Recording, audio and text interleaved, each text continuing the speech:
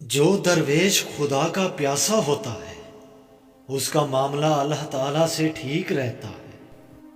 طبیب روحانی ہوتا ہے، وہ جان میں گھس کر بندے کی راہ سے ایمان تک پہنچ کر علاج کرتا ہے۔ تو اگر حیات ابدی کا خواہاں ہے تو اپنے نفس کا سر موڑ دے اور اپنے نفس سے ہمیشہ کے لیے جان چھڑا دے۔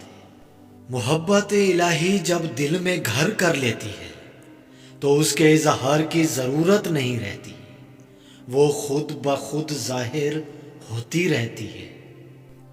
گھر میں گیندے کے پھول کا پودا لگا دیجیے، گھر میں رزق میں بے تحاشا اضافہ ہوتا چلا جائے گا۔ تیری آنکھیں بچوں کی طرح روحانی اور پاک ہونی چاہیے۔ روٹی کم کھا تاکہ تو اپنے نفس سے شیر کی طرح لڑ سکے۔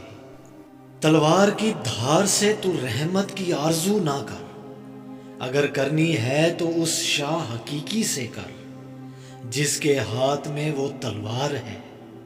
کسی بھی چیز سے گھبرانے کی ضرورت نہیں۔ اے میرے دل، نہ تو یہ درد ہمیشہ رہنے والا ہے اور نہ ہی یہ زندگی۔ آدمی درخت کی مانند ہے اور عہد اس کی جڑ۔ جڑ کی حفاظت بڑی کوشش کے ساتھ کرنی چاہیے، یعنی عہد کی پابندی لازم ہے۔ جب قضا آتی ہے تو دو چیزیں الٹا چلتی ہوئی دکھائی دیتی ہے، ایک دوا اور دوسری دعا۔